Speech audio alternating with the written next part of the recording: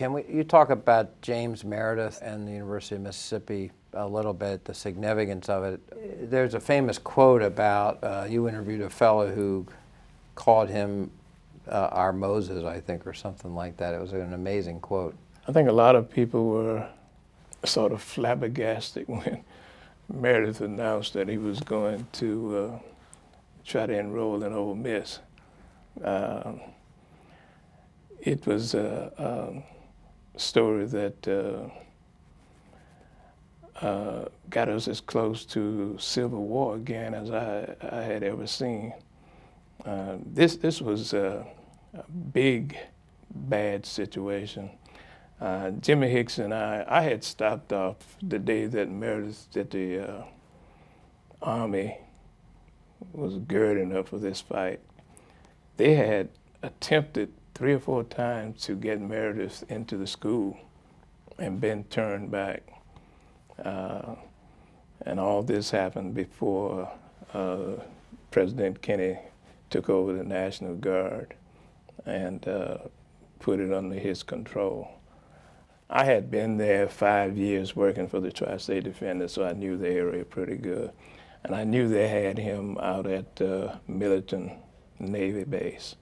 And I went out there to try to see if I could get an interview. That didn't pan out. Nobody could get close to him, really. So we started driving down to Ole Miss. And the closer we got, the more we could hear of all this strife and all these people coming from surrounding areas with guns and things to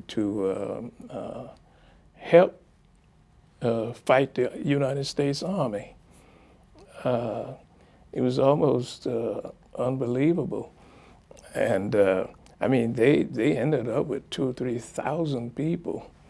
And they weren't letting any black reporters on the campus.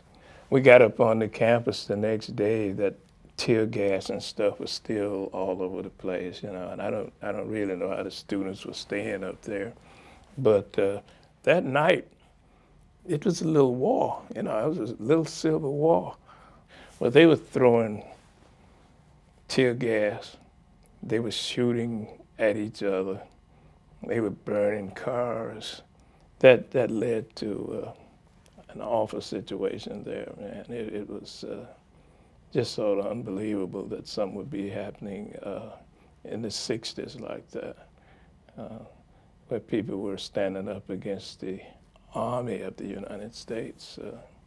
It was incredible.